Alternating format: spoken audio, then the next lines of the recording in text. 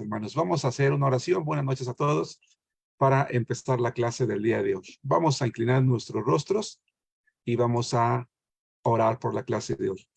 Padre nuestro, Señor, que estás en los cielos, gracias, Señor, porque hemos podido conectarnos ya a la clase del día de hoy. Te agradezco por la puntualidad de cada uno de los alumnos que están preparados para poder estudiar tu palabra, Señor. Encomendamos ante tu presencia los temas que vamos a estudiar en este día, Señor.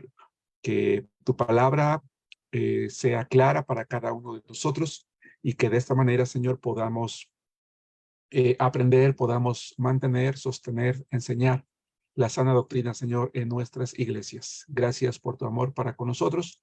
Te pedimos que nos bendigas en el nombre de Cristo Jesús. Amén. Amén. Muy bien, hermanos, pues gracias a Dios que ya estamos listos. Les pido de favor que tengan listas ya sus notas, sus Biblias. Estamos estudiando el tema de la doctrina de la iglesia y estamos desarrollando dentro de esta doctrina de la iglesia el tema número 9 que se llama los oficiales de la iglesia. Y comentábamos en el tema anterior que los únicos dos oficiales que la Biblia reconoce son los pastores y los diáconos.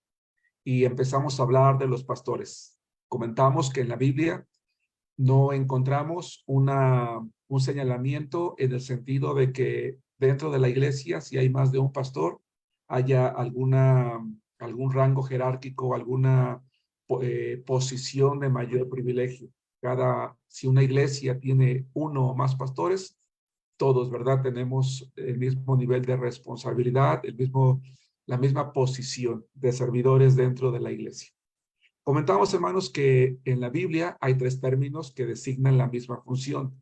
El término pastor, el término que habla acerca del cuidado, acerca del alimento, acerca de la protección que tiene el pastor para con las personas, a quienes metafóricamente se les compara con un rebaño, ¿verdad? El pastor habla de un hombre, de un varón que ha sido preparado, que ha sido llamado por Dios para llevar a cabo ese ministerio.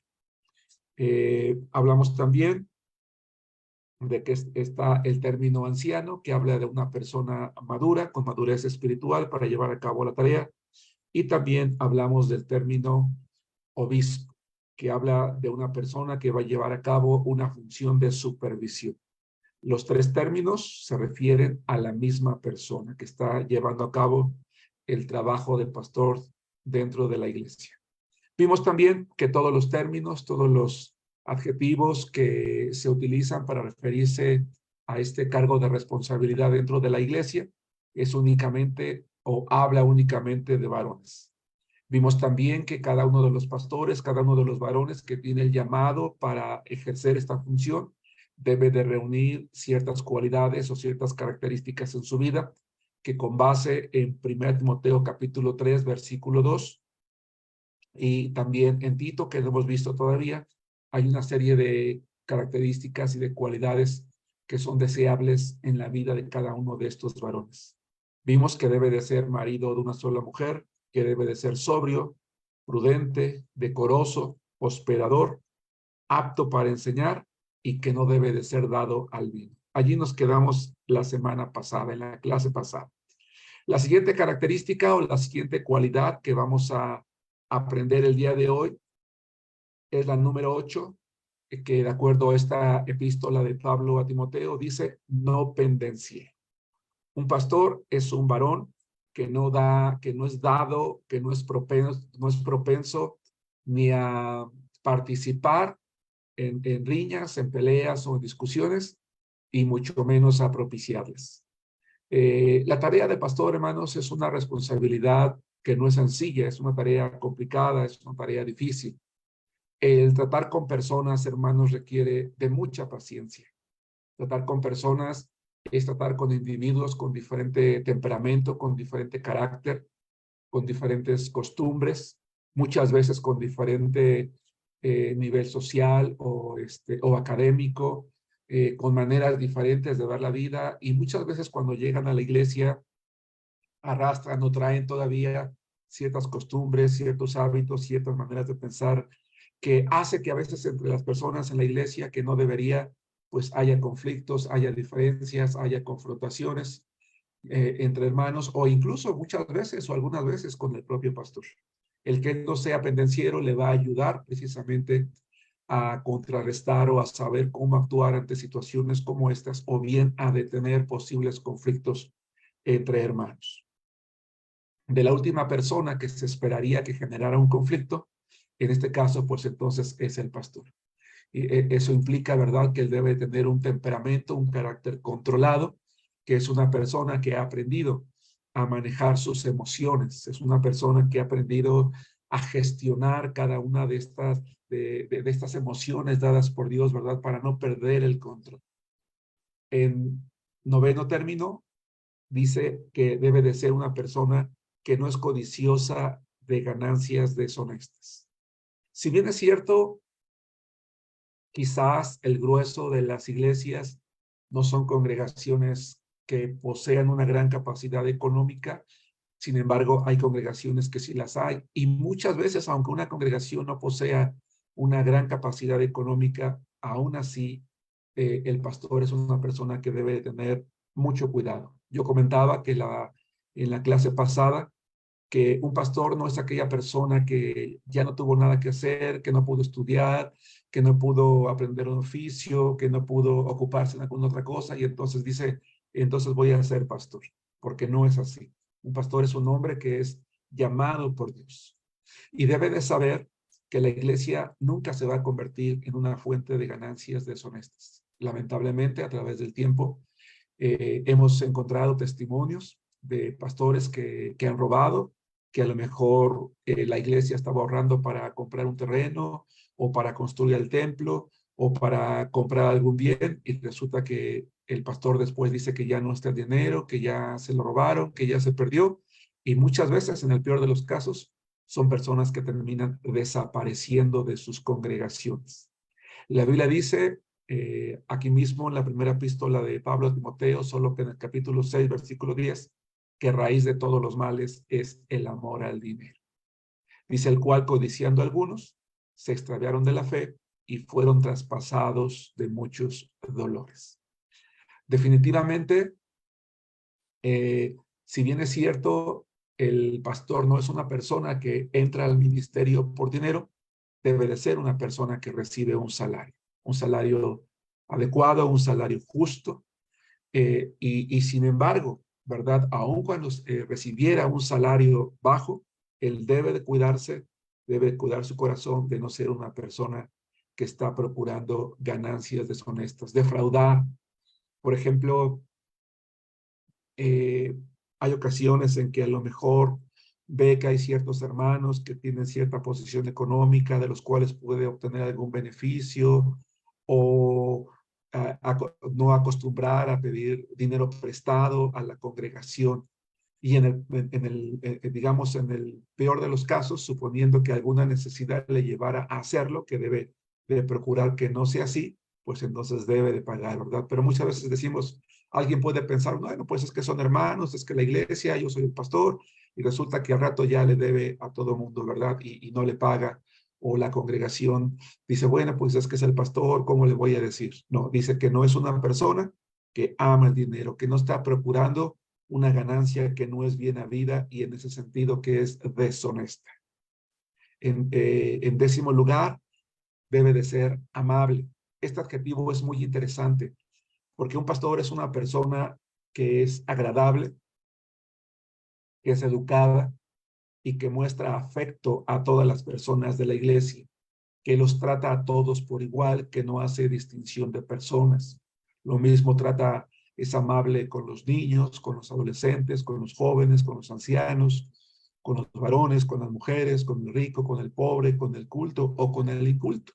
Es alguien a quien cualquier persona, cualquier miembro de la congregación puede sentir la confianza de acercarse a él, sabiendo que va a recibir un buen trato, una buena atención, la misma amabilidad, la misma sonrisa, la misma disposición de tiempo que le da a cualquier persona, puesto que no tiene un deseo de ganancias deshonestas, pues entonces es amable.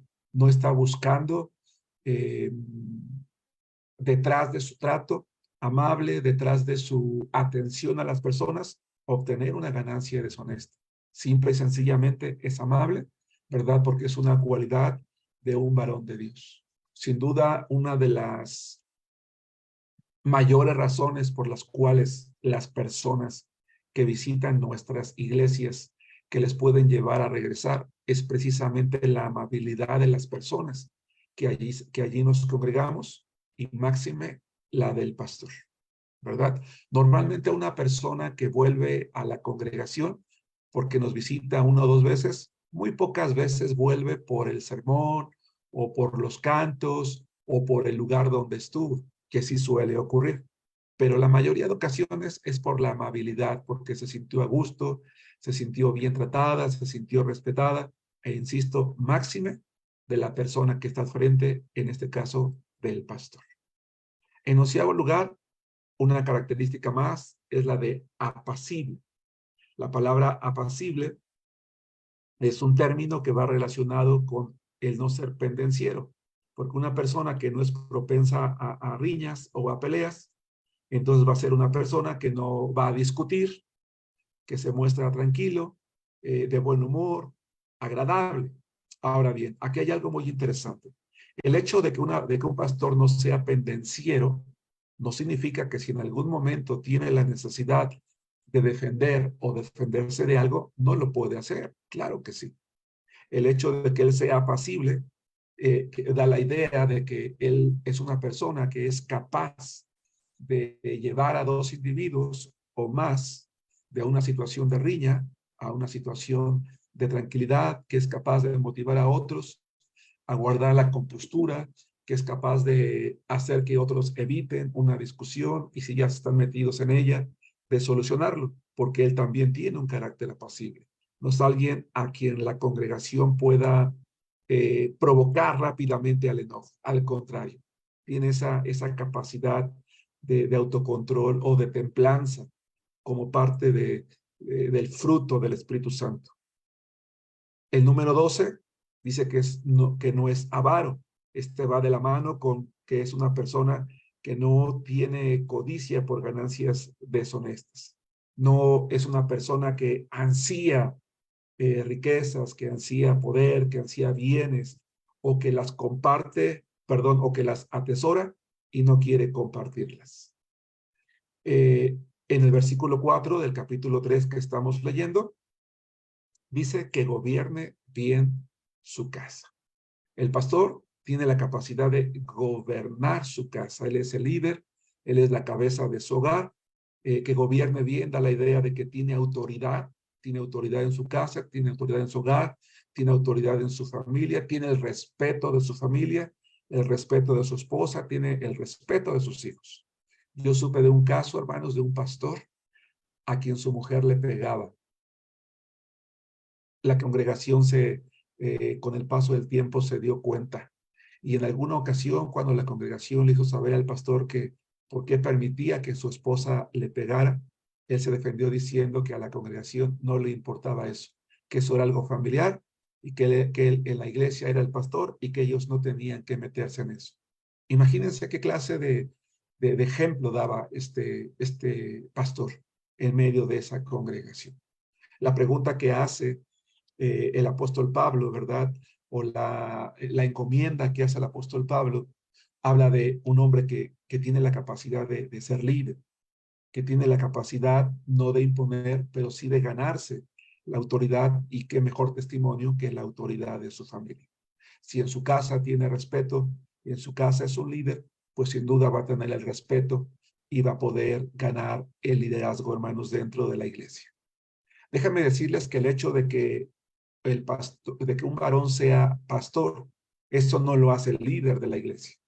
Hay personas que tienen un liderazgo por imposición, es decir, tienen un puesto y el puesto automáticamente da cierto liderazgo, pero el liderazgo como tal es algo que se debe de ganar, es algo que se desarrolla, es algo que la gente que te sigue aprende a asignarte dada el carácter, el temperamento, el trabajo, en este caso el testimonio que tú tienes para con los demás.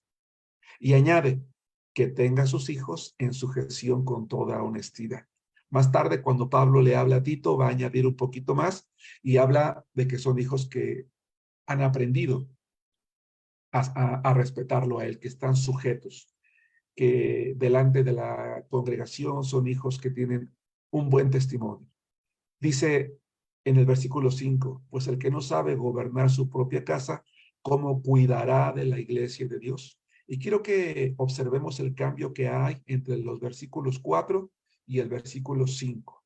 El pastor es una persona que gobierna su casa, pero que cuida de la iglesia. El pastor no gobierna la iglesia. Recuerden que la cabeza de la iglesia no es el pastor. La cabeza de la iglesia es Cristo. En su casa gobierna, en la iglesia cuida.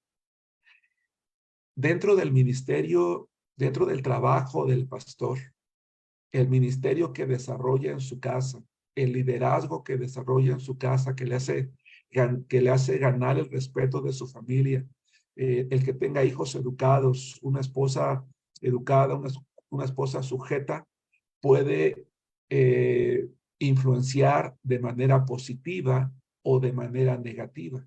El ministerio de un pastor, hermanos, puede verse afectado de manera positiva o de manera negativa por su familia. Si un pastor tiene una familia ejemplar como cualquier familia, pues eso le va a dar un peso a su ministerio. Pero si un pastor tiene abiertamente problemas en su casa y abiertamente problemas de rebeldía de sus hijos, entonces esto puede descalificarlo del ministerio, al punto de que puede llevarle a renunciar al ministerio para dedicarse mejor a corregir a su familia. Esto es algo muy importante. Hay ocasiones en las que hay iglesias cuyos pastores tienen hijos rebeldes, que fuman, que beben, que se drogan, que no van al templo, que no son salvos, que son abiertamente rebeldes. Y, y eso es algo que descalifica al pastor. Un varón así no está capacitado para cuidar la iglesia. ¿Qué debería de hacer? Él debería de hablar con la congregación y debería renunciar a su ministerio o temporalmente apartarse de él para dedicarse a cuidar a su familia, a traer a su familia de vuelta al rebaño. Mientras sus hijos estén bajo su cargo, él es responsable de esto. A veces los hijos crecen, se pueden alejar por alguna u otra razón. Está bien. Bueno, no que esté bien, sino que ya no están dentro de su responsabilidad porque ya formaron sus hogares o formaron familias y algo pasó en su hogar. Pero mientras los hijos son pequeños, son adolescentes, son jóvenes que están bajo su cuidado, él es responsable de dar ese testimonio. Ahora bien, aquí también tenemos que ser considerados porque lamentablemente, hermanos, un buen número de iglesias coloca una carga muy pesada en la esposa del pastor y en sus hijos. Debido a que la hermana es la esposa del pastor y los chicos sus hijos, es que la hermana no se puede reír, los hijos no pueden jugar, no pueden brincar, la hermana no puede platicar, no puede hacer nada, porque la congregación, tú no debes de reírte así porque eres la esposa del pastor. Tú no debes de platicar con los demás porque eres la esposa del pastor. Y los niños no deben de correr porque ustedes son hijos del pastor. Ustedes no pueden. Y entonces resulta que los hijos del pastor y la esposa están bajo juicio, bajo señalamiento en la congregación, lo cual únicamente origina estrés, cansancio, tristeza, desánimo, desaliento. A lo que voy es, si bien es cierto, el pastor es una persona que debe de gobernar bien su casa y tener a sus hijos con toda honestidad, su familia no tiene no tiene por qué ser sujeta a un escrutinio diferente al de cualquier familia de la iglesia. La esposa y los hijos de él están sujetos al escrutinio de cualquier persona. Ella no tiene por qué estar al frente de todo con él. A veces decimos, ¿y dónde está la esposa del pastor? ¿Y por qué ella no cuida a los niños? ¿Y por qué ella no organiza la femenil? ¿Y por qué ella no es superintendente? ¿Y por qué ella no visita? ¿Y por qué ella no hace? ¿Y por qué? Porque la iglesia contrató un pastor, no una familia pastoral. ¿Sí me explico? Una cosa es que la esposa del pastor quiera servir porque ama a Cristo, quiere ir a trabajar porque ama a Cristo, quiere estar activa porque ama a Cristo, a que lo haga por obligación. Ella no tiene mayor obligación que el grueso de la congregación. Por eso yo les comentaba la semana pasada que es doctrinalmente incorrecto llamar pastora a la esposa del pastor. Es incorrecto. No es correcto al matrimonio pastoral llamarle los pastores, porque es el pastor. El varón es el pastor. La dama, la mujer es su esposa, pero no es la pastora. Entonces, esta es una parte muy importante porque, insisto, muchos hijos de pastores se han apartado de la fe precisamente por el señalamiento, el juicio tan duro y tan severo que las congregaciones ejercen sobre ellos. Y es muy difícil muchas veces para el pastor el tratar de motivar a sus hijos y decirles, bueno, mira, no les hagas caso, bueno, pues mira, entiéndalos. O a veces uno mismo, yo mismo cometí, hermanos, ese error de presionarlos demasiado, creyendo que ellos deberían de estar en un nivel por arriba. Y no es así, no es así.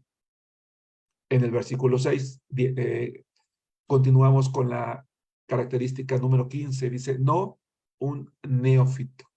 Una persona neófita no es una persona ignorante, es una persona nueva.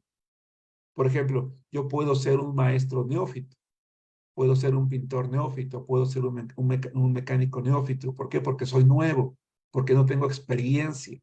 Entonces, un pastor no debe de ser un creyente inexperto, alguien que acaba de llegar a la fe, alguien que recién se ha convertido a Cristo, que recién ha terminado de ser discipulado, que no puede ser alguien que no ha dado esa muestra de madurez, de mantenerse fiel en las pruebas, en las tribulaciones. Debe de ser alguien que ya ha recorrido un camino de madurez espiritual. ¿Por qué? Porque hay una advertencia. ¿Cuál es esa advertencia? No sea que envaneciéndose caiga en la condenación del diablo. Muchas veces creemos que un pastor puede ser aquella persona que sabe mucho de la Biblia, o que debe de ser o que puede ser aquella persona que tiene una profesión.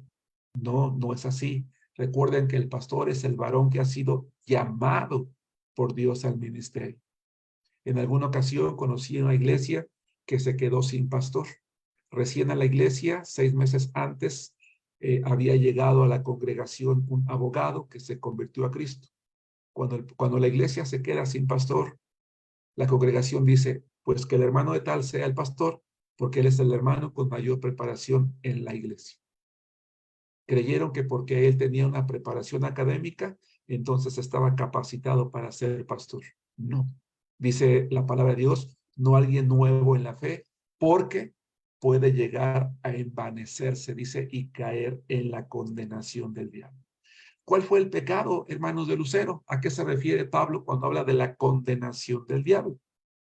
Dice, vamos a considerar dos pasajes, Ezequiel capítulo 28, versículos 14 y 15, e Isaías capítulo 14, versículo 13. Y no voy a dar una clase de demonología porque no es el propósito de la clase de hoy. Esto es algo que se estudia en teología sistemática, pero solamente quiero recordar cuál fue precisamente el pecado que cometió este ángel, este querubín. Dice la palabra de Dios en Ezequiel 28, 14, dice, tú, querubín grande, protector, yo te puse en el santo monte de Dios, allí estuviste, en medio de las piedras de fuego te paseabas, perfecto eras en todos tus caminos, desde el día que fuiste creado hasta que se halló en ti maldad. ¿Cuál fue el pecado? ¿Qué fue lo que este ser deseó? Él se vio en una posición privilegiada, belleza, sabiduría, poder, autoridad, honor, estaba delante del Dios, como querubín, ¿verdad? Estaba ante la gloria de Dios, y entonces se envaneció en su corazón, y él creyó que dada su posición de sabiduría, de belleza, de autoridad, él debería de recibir la gloria que recibía el Señor. Se envaneció. Y un nuevo creyente que rápidamente es colocado en una posición de responsabilidad y mayormente como un pastor, puede llegar el momento en que se envanezca y crea que él está por encima de todos los demás. Y eso lo puede colocar en una situación espiritual muy riesgosa. Ahora bien, eso también puede llegar a ocurrir si un pastor no es humilde, a pesar de que pueda tener 5, 10, 15, 20 años de experiencia cristiana. El día que, y a pesar de ser llamado por Dios, el día que ya está experimentando la labor de pastor, debe de tener mucho cuidado de mantenerse en humildad, porque muchas veces la posición, ya ejerciéndola, puede llevarle al envanecimiento, mayormente si es un neófito. Pero un pastor o un creyente con experiencia también debe de cuidarse en ese sentido, de no olvidarse de ser un siervo humilde ante la presencia de Dios. Isaías va por el mismo tono. Dice, tú que decías en tu corazón, subiré al cielo, en lo alto, junto a las estrellas de Dios, levantaré mi trono, y en el monte del testimonio me sentaré a los lados del norte. En los dos pasajes, tanto en Ezequiel como en Isaías, se está hablando en primera instancia de un gobernador humano, pero llega un momento, ¿verdad?, en que estos gobernadores humanos se convierten en tipos perfectos de aquel ser que en algún momento de la eternidad pasada, antes de la creación del hombre, se rebeló en contra de Dios y se convirtió en el diablo y Satanás, es decir, en el enemigo, en el adversario de Dios. Y finalmente, de acuerdo a 1 Timoteo capítulo 3, versículo 7, dice, también es necesario que tenga buen testimonio de los de afuera para que no caiga en descrédito y en lazo del diablo. Esto es importante, ¿por qué? Porque el pastor no solamente debe de preocuparse por tener buen testimonio dentro de la congregación para ganarse la confianza y ejercer de manera adecuada esa posición de liderazgo, sino que también las personas de fuera de la iglesia, de fuera de su casa, aquellos que no conocen a Cristo, deben de tener también una buena referencia de su persona. Dice, para que no caiga en descrédito, para que no caiga en la trampa, en las trampas que Satanás puede llegar a ponerle, ¿verdad? La palabra de Dios en 1 Pedro 5:8, que él anda como león rugiente buscando a quien devorar. Quiero que te imagines la siguiente escena.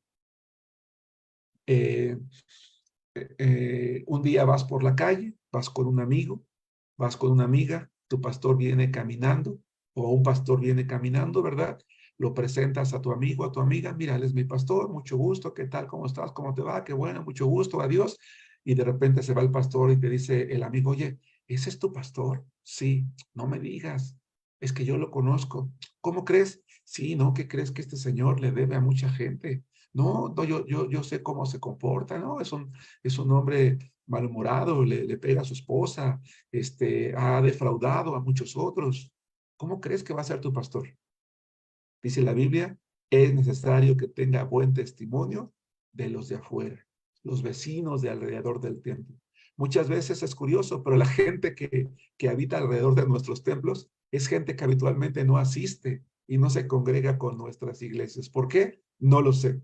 Pero aún así, el pastor debe de procurar tener buena amistad, saludarlos. No siempre se puede. Por ejemplo, nosotros en la colonia donde está el templo de nuestra iglesia, aunque yo suelo saludar a la mayoría de la gente, hay gente que no contesta el saludo, que nunca ha querido responder. Es más, abiertamente, enfrente tenemos unos vecinos que siempre se han quejado de nosotros. La señora de ahí, recuerdo que una vez me gritó diciendo que si yo hubiera sabido que enfrente de mi casa se iba a establecer una iglesia cristiana, jamás hubiera vivido aquí. Y siempre nos mira con malos ojos y es una cosa muy complicada, muy tremenda. Pero bueno, finalmente debemos de procurar tener buen testimonio. Bien, de estas últimas características que hemos mencionado, no pendenciero, no codicioso de ganancias deshonestas, amable, apacible, no avaro, que gobierne bien su casa, que tenga a sus hijos en sujeción, no un neófito, y que tenga buen testimonio. ¿Hay alguna duda? ¿Hay alguna pregunta? ¿Hay algún comentario? Este es el momento. Abran sus micrófonos. Si hay alguna pregunta, por favor, háganmela saber para responderla antes de continuar con las características que están en Tito. ¿Alguien tiene alguna duda? ¿Tiene alguna pregunta? Si son claras.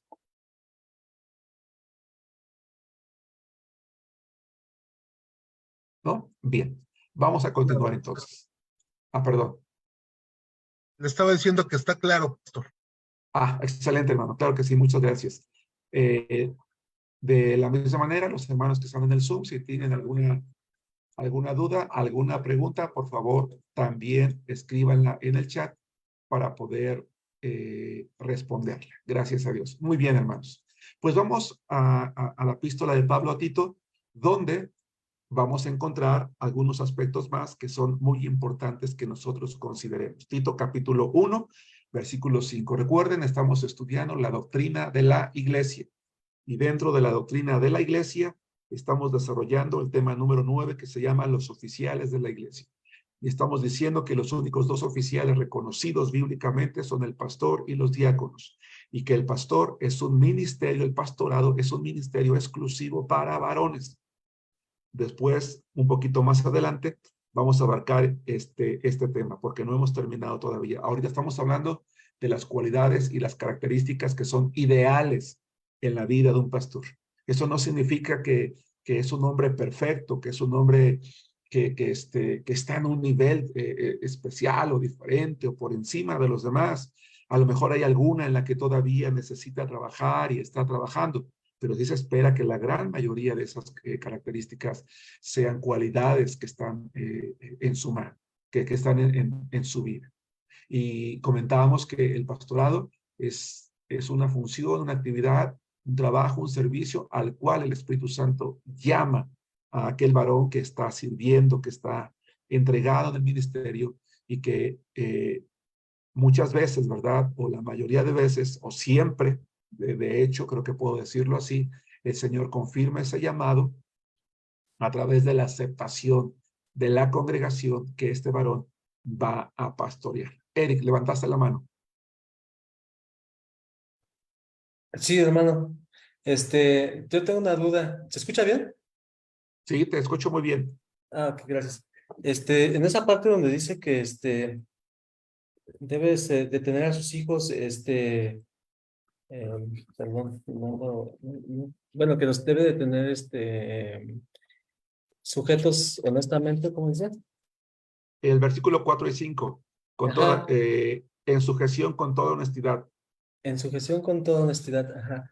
En esa parte entendí que, si ya son adolescentes o mayores de edad, en este caso, y no se sujetan, pero ellos deciden pues hacer su vida, de apartarse, salirse de la casa. Eso no desmerita el servicio del pastor, ¿verdad? A ver, habrá que ver. Eh, puede ser, puede ser que a lo mejor esos niños que llegaron a la adolescencia y la juventud fueron educados correctamente, eran hijos obedientes, mientras estuvieron bajo la tutela de su padre, de su madre, ellos fueron hijos obedientes, sujetos de buen testimonio. Resulta que o se casan o se independizan. Y ya cuando se casan o se independizan, se apartan de los caminos de Dios y andan en rebeldía. Bueno, esa ya no es responsabilidad del pastor porque ellos han salido ya de su autoridad. Hablamos de aquellos hijos que están bajo su autoridad y bajo su techo. Gracias, Entiéndase bajo hermano. su autoridad y techo, entiéndase bajo su autoridad y techo a sus hijos que no son casados, porque hay hijos que se casan y viven a lo mejor en la misma casa del pastor y ocurre lo mismo. Bueno, ellos ya formaron su familia porque se puede dar el caso, ¿verdad? Y eso no demerita su ministerio. A lo que estamos diciendo es, esos niños, esos adolescentes, esos jóvenes que son rebeldes, entonces allí sí que es una... Ahora, también tenemos que tener mucho cuidado. Un gran número de adolescentes y jóvenes pasan por una etapa de rebeldía. No, aquí estamos hablando de una vida licenciosa, de una vida de libertinaje, ¿verdad? Esto es algo muy importante. De hecho, Tito va a hacer un comentario adicional, pero no sé si respondo a tu pregunta, Eric. Sí, hermano, muchas gracias. Bien, vamos a Tito. En Tito únicamente me voy a detener en aquellas cualidades que no están mencionadas en Timoteo, o características o aspectos que no están mencionados en Timoteo. Las que están repetidas simplemente las voy a leer. Dice Tito 1:5 en adelante, dice, por esta causa te dejé en Creta para que corrigieses lo deficiente y establecieses ancianos en cada ciudad, así como yo te mandé. Hermanos, esto es algo muy, muy importante. Pablo le encomendó a Tito la tarea de establecer pastores en las iglesias en Creta. Y dice, lo deficiente. Hermanos, no es bueno que una iglesia no tenga pastor. Aquí me voy a tomar varios minutos porque el tema que les voy a tocar es muy importante. Una iglesia definitivamente puede funcionar sin pastor. De hecho, primero fue la iglesia y después fue el ministerio pastoral. Pero eso no significa que la iglesia deba de mantenerse mucho tiempo sin pastor. Toda congregación, todo grupo social, todo grupo humano necesita un líder que sea el que promueva la visión, el que motive, el que anime, el que alimente, el que cuide, el que exhorte, el que dirija la congregación. ¿Por qué? Porque si una iglesia pasa mucho tiempo sin pastor, se crea algo que yo he denominado vicios de poder. Espero poder explicarme con claridad en lo que les voy a decir. Hace rato yo les comentaba que ese hermano que es llamado al ministerio, ya que está probando el ministerio, sabe que está en una posición en la que está tomando decisiones, en la que pues está en una posición de liderazgo, de respeto, por qué no decirlo de alguna manera. Les comentaba hace rato, puede llegar a envanecerse o puede ejercer equivocadamente ese poder que tiene como pastor, porque querramos aceptarlo o no, de alguna manera se ejerce cierto poder dentro de la congregación. Ahora bien, cuando no hay un pastor y esa iglesia funciona habitualmente con líderes, con varones que están a cargo, eh, entre más tiempo pase la iglesia sin pastor, esos varones que están a cargo van a empezar a absorber, van a empezar a experimentar esa autoridad, ese poder. Y aunque aparentemente diga que la iglesia está orando por un pastor, casi les puedo garantizar que van a llegar candidatos y candidatos y candidatos. Y si ese grupo de varones que está a cargo de la congregación no está conformado por varones humildes, ellos mismos se van a convertir en un tropiezo para ese nuevo candidato. Y si por alguna razón la iglesia acepta a un candidato, ese grupo que estuvo a cargo de la iglesia no va a querer soltar el poder. Sí, van a permitir que haya un pastor, pero ellos van a seguir tomando decisiones, van a querer influenciar en él, van a decirle lo que puede hacer, lo que no puede hacer, y si él quiere tomar la autoridad, quiere tomar las riendas, quiere tomar el liderazgo, quiere plantear un plan de trabajo, ellos van a influenciar en la iglesia para detenerlo, para estorbarlo. Lamentablemente, hermanos, he sabido de iglesias que han sufrido muchos cambios de pastores, porque en las iglesias suele haber personas con poder, hombres, mujeres o matrimonios o ambos, y se convierten en un gran dolor de cabeza para ese nuevo pastor o para el pastor. Entonces, si una iglesia se queda sin pastor porque el pastor murió, el pastor renunció, o la iglesia porque se fue a otra congregación, o la iglesia le pidió su renuncia, debe lo más rápido que sea posible tener un pastor para que no se creen esos vicios de poder que a la larga pueden traer muchos, muchos problemas y divisiones. Yo he sabido de iglesias que se han terminado dividiendo cuando se ha elegido a un nuevo pastor porque este grupo que experimentó esa autoridad y que experimentó ese poder no le permitió trabajar. Y que hubo diferencias, hubo confrontaciones, hubo disputas, al punto de que ese grupo termina llevándose a aquellos que les fueron o que aparentemente les eran fieles y que no lo son al nuevo pastor porque apenas van conociendo. Por eso es que una persona cuando se queda sin pastor y llega uno nuevo, también tiene que ser una iglesia sabia. ¿Por qué? Porque si en el mejor de los casos la iglesia tenía un pastor experimentado, un pastor preparado, un pastor con experiencia, pues no puede esperar que el pastor que llega sea igual que él. Para empezar, distinta o diferente. Ha habido ocasiones que también yo he conocido en los que la iglesia se quedó sin pastor, el pastor que se fue tenía esa experiencia, ese liderazgo, y llega un varón pues más nuevo, más joven, inexperto, que va aprendiendo, que es su primera iglesia, y la iglesia le exige demasiado. Es que tú no predicas como nuestro pastor, tú no diriges como nuestro pastor, tú no tienes ese liderazgo como nuestro pastor, y quieren que él sea una copia del pastor anterior, y terminan muchas veces frustrando. De veras que es algo muy, muy, muy peligroso. Pueden llegar a terminar frustrando el llamado de un varón inexperto. La iglesia debe de tener mucho cuidado con esto. Por eso Pablo, cuando manda a Timoteo, dice, ve para allá y corrige lo deficiente. Es una deficiencia que una iglesia no tenga pastor. Y tan pronto, bueno, de hecho, más adelante voy a hablar un poquito acerca de la ordenación. Yo creo que mejor lo dejo un poquito para más adelante.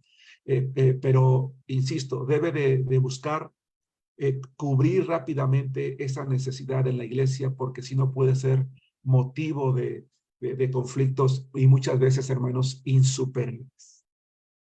También, cuando una iglesia tiene varios candidatos al pastor, muchas veces terminamos descubriendo que algunos de esos candidatos lo único que querían era mantenerse en el poder. Me da tristeza de saber de iglesias que tenían un par de candidatos dentro de la misma congregación. La iglesia vota y al votar evidentemente por uno de ellos, el otro no queda y el otro se enoja y termina yéndose de la iglesia. Y uno se pregunta, ¿por qué te vas? ¿No? ¿Por qué te vas? ¿Cuál es tu molestia? Si de verdad Dios te ha llamado y no ha confirmado a través de la iglesia que era el momento adecuado para que tú pastorearas, y de veras tú amas a la iglesia, quédate y sirve al lado del pastor. Muestra tus dones, desarróllate más, para que el día de mañana, donde haya una nueva iglesia, una nueva obra, o haya una congregación que no tiene pastor, podamos recomendarte a ti porque hemos visto tu testimonio. Pero es triste darnos cuenta como muchas veces, ¿verdad? Esos cargos de responsabilidad o ese trabajo quiere ser llevado a cabo por personas que no son llamadas por Dios, y lo vemos por la manera tan carnal en cómo reaccionan, yéndose a otras congregaciones. Yo soy de la idea, yo, Germán Álvarez, y ustedes pueden no estar de acuerdo conmigo y yo lo respetaría. He visto casos de hombres así que se enojan con la congregación porque no los aceptaron, se van a iglesias de su mismo compañerismo donde son recibidos con los brazos abiertos y colocados de inmediato en posiciones de liderazgo, de enseñanzas, de predicación. ¿Cómo puede una congregación recibir a alguien así que tuvo esa actitud de enojo porque él no fue elegido, y recibirlo y ponerlo en una posición de privilegio en su misma congregación? No puede ser posible, porque él ya está dando de entrada una muestra de inmadurez, de no aceptar la voluntad de Dios. Hay una pregunta, dice, ¿cuánto tiempo se debe quedar un pastor en el pastorado? Pues, hermano, toda la vida. Hay congregaciones en las que hay pastores que allí ejercen su ministerio y ahí se mueren. No hay un tiempo. Ahora bien, si ese pastor siente que Dios lo ha llamado a otro lugar, porque en la iglesia ya ha formado líderes, predicadores, maestros, evangelistas, se han levantado nuevos pastores, y él tiene el llamado de Dios a establecer otra iglesia, entonces puede renunciar.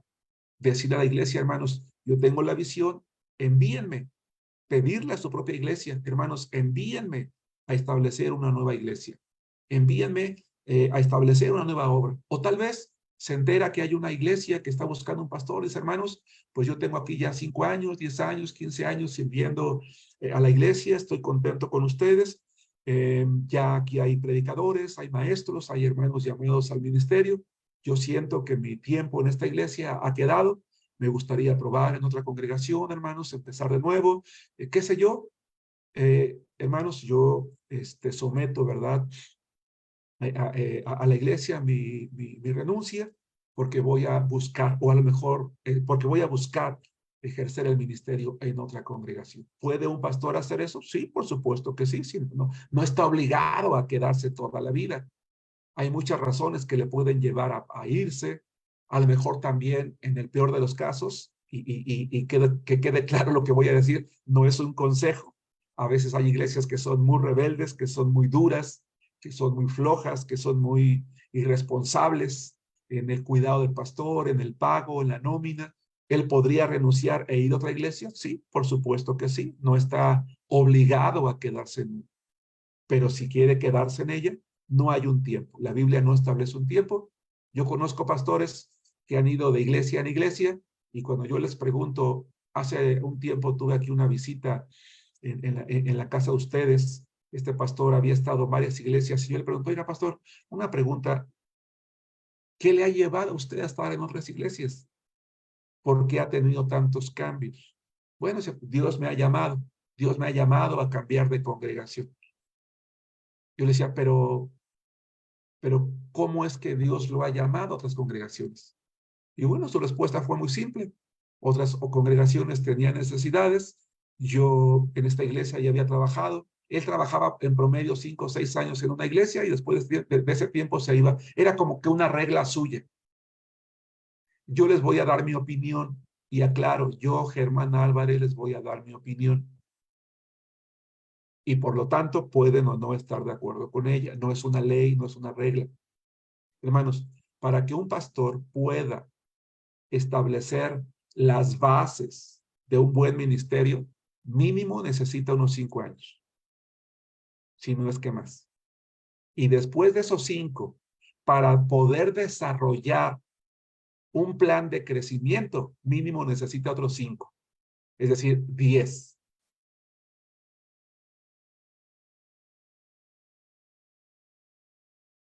Me sacó. ¿Me escuchan, hermanos?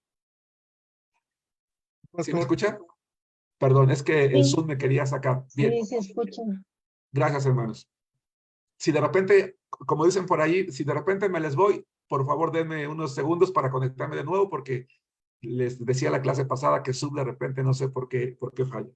Entonces, hermanos, si nosotros queremos como pastores forjar, establecer una visión, si tenemos una visión, ahora que quede claro, cuando estoy hablando de una visión, no que tuviste una visión es una meta, es un propósito, es un plan. Si tú como pastor tienes una visión, que deberías de tenerlo, o si alguien es pastor, debería tener una visión, porque se espera que un pastor la tenga, un mínimo de 10 años, 5 para establecerse, para ganarse el respeto de la iglesia. 5 más para establecer y promover una visión, y otros 5 para ver el resultado. O sea, 15 años. Si un pastor anda de iglesia en iglesia, es un pastor que no va a hacer nada, que no va a lograr nada, y que la iglesia que lo tiene como pastor no va a ganar nada con él. No es sano que un pastor esté cambiando en tiempos tan cortos de iglesias, porque no va a lograr nada. Yo diría que para establecer una visión, un ministerio fructífero y empezar a ver resultados, unos 15 años.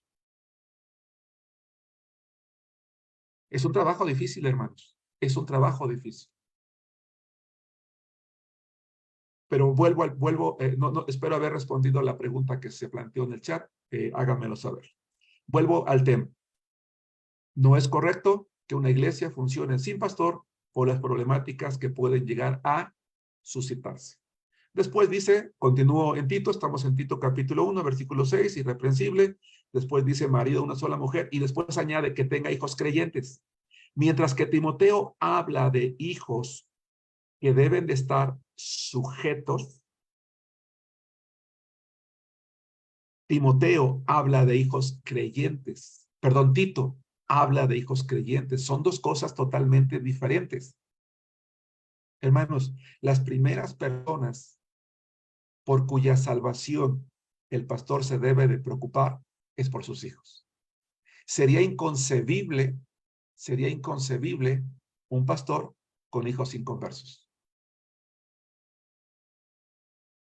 Porque si no es capaz de ganar a sus propios hijos, ¿cómo espera aconsejar a los padres de familia, a los matrimonios de su iglesia, ganar a sus hijos para Cristo si él mismo no ha podido como pastor ganarlos para Cristo? Y quiero que noten que no estén acusados de disolución ni de rebeldía. Y disolución es libertinaje, que es lo que yo les decía hace rato. Por eso, y añade Pablo a Tito, porque es necesario que el obispo, el supervisor, sea irreprensible como administrador. Es una palabra, es un sustantivo masculino griego, oikonomos, que significa administrador. El pastor como administrador de la casa de Dios, como administrador de la iglesia, como supervisor de ella, es el primero que da testimonio de tener hijos creyentes. Después habla de una persona que no es soberbia, no iracundo, no dado al vino, no pendenciero, no codicioso de ganancias deshonestas, versículo 8, sino hospedador, amante de lo bueno, sobrio, justo, santo. Esta cualidad va de la mano con irreprensible, pero dado que Tito ya habló de irreprensibilidad, aquí habla de santidad, es decir, de un varón que se ocupa de su vida cristiana, de buen testimonio. Hermanos, el pastor es un hombre que tiene, vamos a llamarle así, una desventaja del grueso de la iglesia. ¿Y cuál es esa desventaja? El grueso de la iglesia es alimentada por el pastor, pero a él, ¿quién lo alimenta? Él se preocupa por el alimento espiritual de la congregación. Él estudia, prepara sus sermones, comparte la palabra, pero aquí la pregunta es el cómo se cuida, el cómo se alimenta, cómo mantiene su vida cristiana. Habitualmente, quizás el pastor pregunta a la congregación cómo está su vida cristiana, pero a él ¿quién le pregunta? O él se preocupa por la vida cristiana de la congregación, pero ¿quién se preocupa por la vida cristiana de su pastor? Por eso es importante, hermanos, como congregaciones, que aprendamos a preocuparnos por nuestros pastores. Yo les pido de favor, hermanos, les pido de favor que cada uno de ustedes ore por su pastor. Tú tienes la responsabilidad de orar para que ese varón que está al frente de tu iglesia pídele a Dios, pídele al Señor, Señor, dale sabiduría a mi pastor para que él se tome tiempo en la semana para orar, para leer la Biblia, para estudiar, para leer tu palabra, para vivir la vida cristiana. Dale sabiduría para ser un hombre de fe, un hombre de buen testimonio, un hombre que no desmaya. Hermano, les voy a decir una cosa, los pastores tenemos tentaciones, los pastores tenemos problemas, los pastores tenemos muchas veces dificultades, los pastores pasamos por situaciones de necesidad y a nosotros, ¿quién nos pregunta? ¿Quién nos pregunta cómo estamos, cómo nos sentimos? Y sin embargo, Pablo dice, es alguien santo, que se ocupa de su vida cristiana, de su buen testimonio. Y 14, dueño de sí mismo, templanza, controla su carácter. Me voy a detener en la que sigue, porque esto ya lo vimos en la lista anterior. y aquí me voy a quedar unos minutos más, retenedor de la palabra fiel. Hermanos, retenedor de la palabra fiel, tal como ha sido enseñada, para que también pueda exhortar con sana enseñanza y convencer a los que contradicen. Hermanos, si hay un momento en el que necesitamos pastores preparados, retenedores de la palabra fiel, es ahorita. Lamentablemente, el número de pseudo iglesias cristianas ha crecido de manera extraordinaria. Por donde quiera se están abriendo templos donde la gente es convocada supuestamente a estudiar la palabra de Dios, donde son engañadas, donde les son enseñadas falsas doctrinas.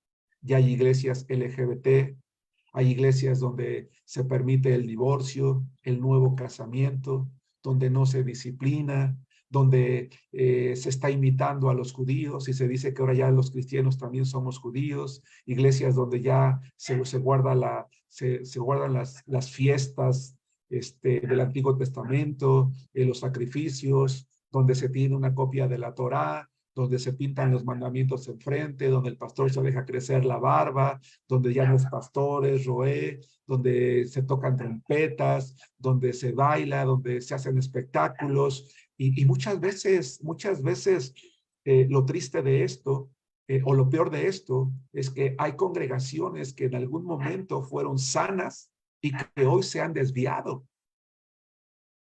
Pero lo peor no es eso.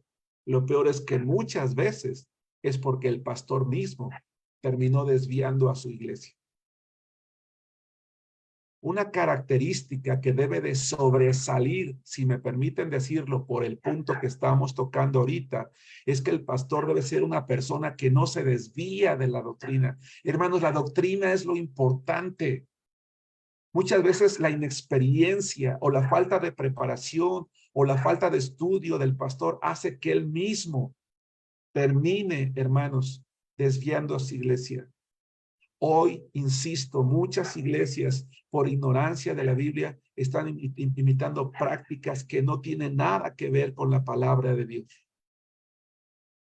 Me han escrito personas de diferentes estados de la República y a veces del extranjero, porque una de las condiciones que les pedimos a los alumnos es una carta de recomendación pastoral, y me dicen, pastor, pero es que mi pastor no me quiere firmar la autorización para que yo sea alumno de su seminario, porque él dice que no, que él no está de acuerdo en que yo estudie en un seminario, que yo necesito, que yo no necesito ningún seminario donde estudiar, porque a nosotros el Espíritu Santo nos habla y nos revela y nos dice lo que tenemos que enseñar.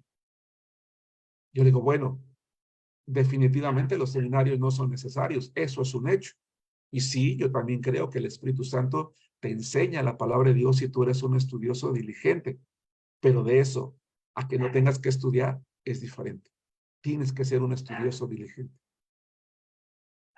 Tristemente, hermanos, y le voy a decir esto con mucho respeto, insisto, voy a decir esto con mucho respeto. Hay muchos pastores que están en el ministerio y que nunca han estudiado, hermanos, que simplemente fueron hermanos con buena intención. Yo no dudo de su llamado, definitivamente no dudo de su llamado, pero el llamado no te exime del estudio. El llamado no te exime de la preparación. Hoy en día, hermanos, ya se acabaron los tiempos en los que un pastor le respondía a la congregación, pues tú tienes que creerlo por fe y nada más, así que no preguntes. ¿O por qué me cuestionas? Tú tienes que tener fe en el Señor y no tienes que dudar de la palabra. Los jóvenes, hoy en día, hermanos, la juventud cada vez está más preparada. Cada vez estudia más grados académicos. La información está a la mano de un teléfono, de un portátil.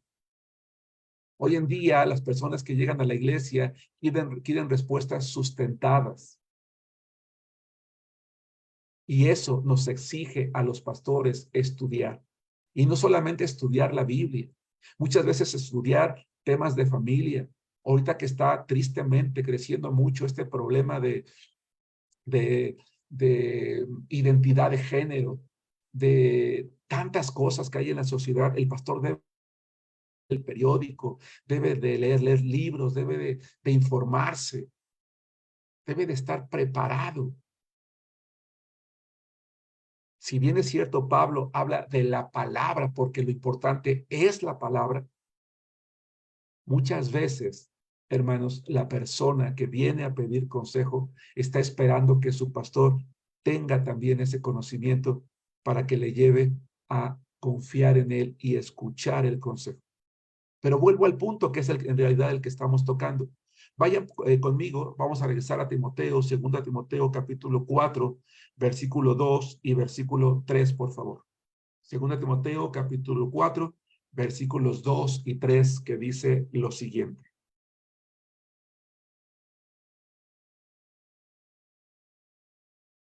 Es una exhortación que Pablo está dándole a Timoteo y le está diciendo lo siguiente: que prediques la palabra, que instes a tiempo y fuera de tiempo, redarguye, reprende, exhorta con toda paciencia y doctrina.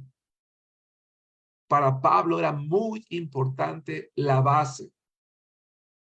Predica la doctrina, redarguye con doctrina, reprende con doctrina, exhorta con paciencia, pero con doctrina, con la Biblia, con la palabra de Dios. No es lo que tú crees, lo que tú piensas, lo que tú sientes, es lo que dice la Biblia.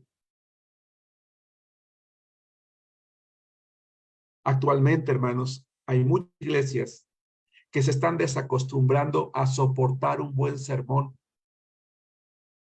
Ya en muchas congregaciones se acabaron los tiempos donde el sermón era lo importante. Ahora lo importante es cantar y bailar. Ahora lo importante es pasar mucho tiempo allí platicando. Unos 20, 30 minutos, una breve plática motivacional, se lee un versículo, 2 versículos y de ahí se toma una idea práctica. Hoy en día muchos pastores están estudiando para aprender a hacer a contar historias. Hay algo de moda que se llama storytelling, especializarse en en ser contadores de historia, en ser carismáticos, en dar mensajes atractivos,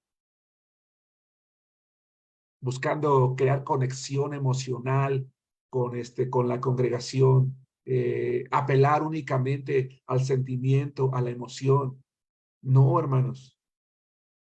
El pastor debe de predicar la palabra. Y así no hubiera alabanza, y así no hubiera ninguna otra cosa, sino el puro sermón. Eso es lo importante. Lo importante en un culto no es la alabanza, es el sermón. La alabanza solo es ese complemento que nos permite preparar nuestro espíritu, ¿verdad? Para prepararnos para el sermón. Pero en un culto podríamos limitarlo, quitar todo, menos la predicación. Y eso es lo que Pablo le está diciendo a Timoteo. Porque lo está advirtiendo de una cosa. Dice el versículo 3, porque vendrá tiempo cuando no sufrirán la sana doctrina, sino que teniendo comezón de oír, se amontonarán maestros conforme a sus propias concupiscencias. ¿Por qué creen que esas iglesias donde prometen riquezas y prometen sanidad y prometen libertad financiera y prometen éxito están llenas? Por eso, porque la gente no quiere sufrir la sana doctrina, no quiere escuchar la sana doctrina, pero el pastor, como un hombre retenedor de la palabra fiel, debe de mantenerla.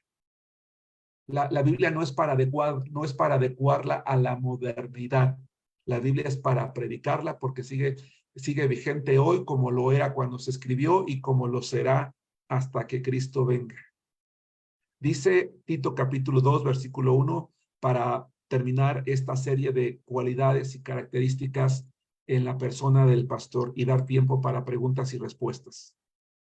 Dice, pero tú habla lo que está de acuerdo con la sana doctrina. Creo que esto se explica ya por sí mismo. con base en lo que venimos platicando. Hermanos, prendan sus micrófonos. ¿Hay alguna duda, alguna pregunta, algún comentario? Este es el momento. ¿Dudas, preguntas, comentarios?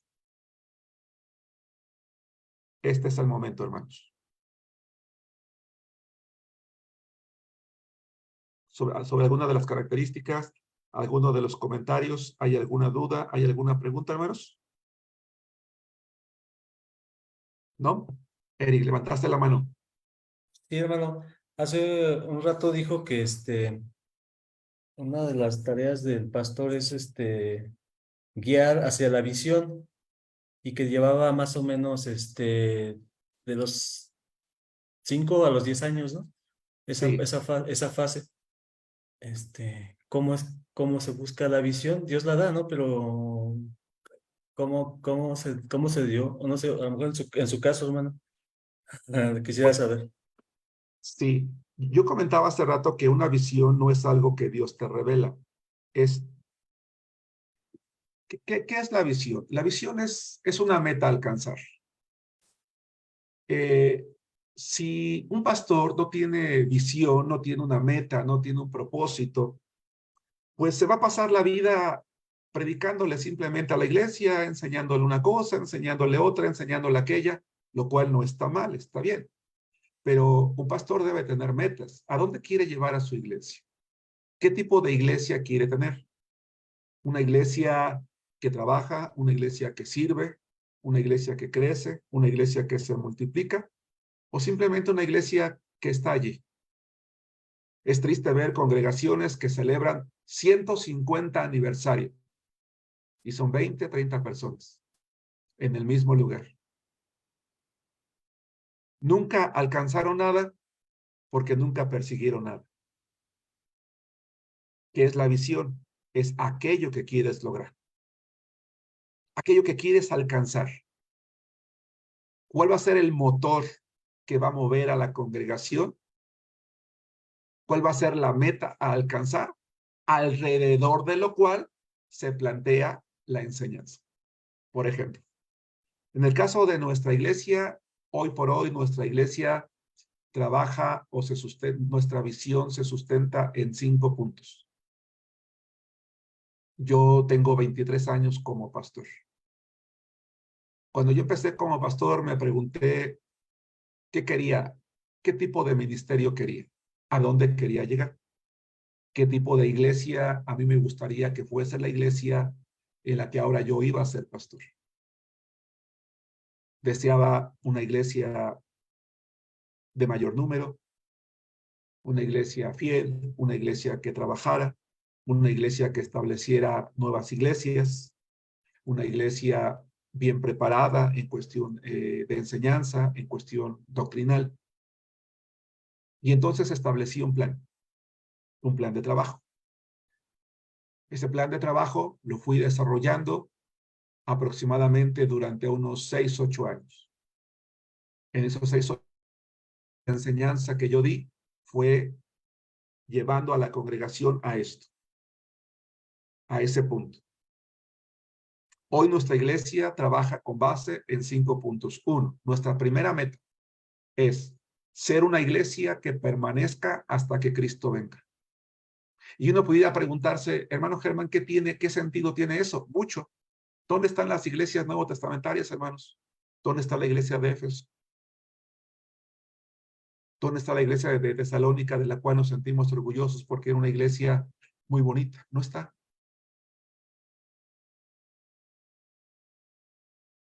Ser una iglesia que permanezca hasta que Cristo venga es que la iglesia bautista misionera en Arenal, si el Señor tarda 1000 años en venir, sigue existiendo como una iglesia que entonces, en la que la segunda, cada uno de sus miembros es un ganador de almas. Es decir, cada uno asume su obligación y su responsabilidad de compartir la fe. 3, ser una iglesia en la que Dios levanta generaciones de pastores y misioneros. En los últimos 23 años, desde que yo soy pastor, Dios ha levantado alrededor de 5 o 6 pastores. Hemos establecido algunas iglesias Hoy en día, con la ayuda de nuestras iglesias del compañerismo, estamos trabajando en varios lugares de manera paralela. Uno, ser una iglesia que permanezca hasta que Cristo venga. Dos, que cada miembro de la iglesia sea un ganador de almas. Ser una iglesia donde el Señor levanta generaciones de pastores y misioneros. Cuatro, ser una iglesia que establece iglesias. Y cinco, ser una iglesia económicamente sustentable. Hermanos, insisto, yo tengo 23 años como pastor. Yo puedo decirles que apenas hace unos 5 años quizás estamos cosechando el resultado de lo que se enseñó en los últimos 15, 18 años. Y en esos 15, 18 años fue preparar varones, mujeres, predicadores, hermanos que sirven, motivarlos al llamado, al ministerio. Yo podría comentarles, por ejemplo, el domingo tenemos una camioneta y estamos orando por otra. El domingo en la mañana se va un grupo de hermanos al estado de Tlaxcala y llegan por la tarde. Literalmente, ellos se bajan de la camioneta y nos dan las llaves a otro equipo que nos vamos al Estado de México a hacer otro culto. Y hermanos que están compartiendo la palabra de Dios. Este mismo domingo apenas predicaba yo acerca de la parábola de las 10 minas, donde yo le recordaba a la iglesia, ¿verdad? La responsabilidad que tenemos como congregación de estar trabajando, recordar la visión. La visión, hermanos, es algo que el pastor tiene, establece, promociona, hace un plan y la va sosteniendo, manteniendo, teniendo vigente a través del tiempo. Hasta que la iglesia deja de decir que son los planes del pastor y dice son los planes de nuestra iglesia. Cuando la iglesia dice estos son los planes de nuestra iglesia, entonces se ha logrado establecer la visión. Mientras la iglesia diga es que el pastor quiere esto, es que el pastor quiere el otro, es que el pastor, entonces no ha logrado todavía colocar la visión en la mente de la gente, porque para ellos es lo que el pastor quiere y no es lo que el pastor quiera, es lo que la iglesia debe de llegar a anhelar con base en toda la preparación y enseñanza que hay alrededor. ¿Sí me explico? ¿Qué es entonces? Es ese plan que tiene para alcanzar un propósito. ¿Cuál? El que Dios ponga en su corazón, con base en el tamaño, con base en la economía, con base en el tipo de hermanos, con base también en el ambiente social en el que vive, porque muchas veces queremos ser como las iglesias de miles, pero y copiar planes de otros hermanos que a ellos les funcionaron bien y a nosotros no. Y es muy simple saber por qué no nos funcionaron, porque los ambientes son muy distintos. Lo que funciona ya en San Juan del Río no funciona aquí en la ciudad. Lo que funciona ya en Oaxaca o en Puebla o en Veracruz o en Perú o en Colombia o en España o donde nos ven, no funciona en México. Eso es distinto.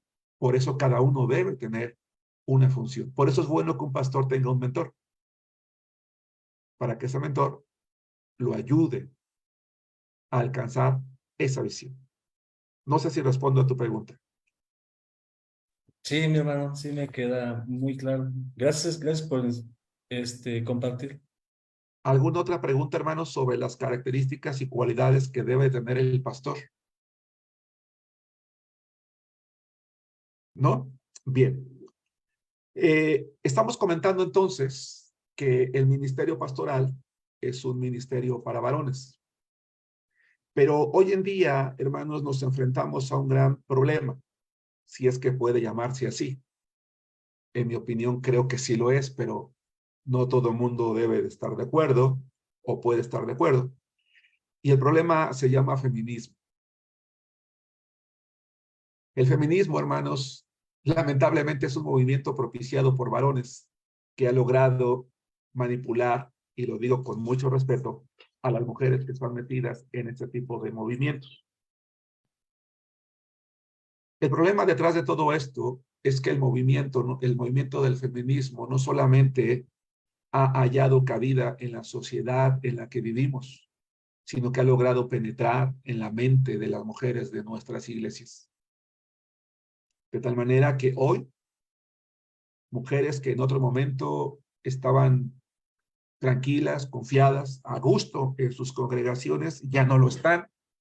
Algunas incluso se han ido porque dicen que su iglesia es machista. Peor aún, hay mujeres que dicen que Dios es machista.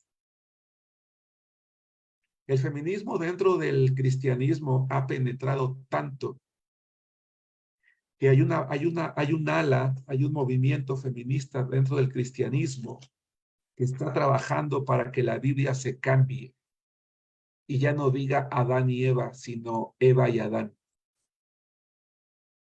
Y parece simple lo que les estoy diciendo, pero no lo es.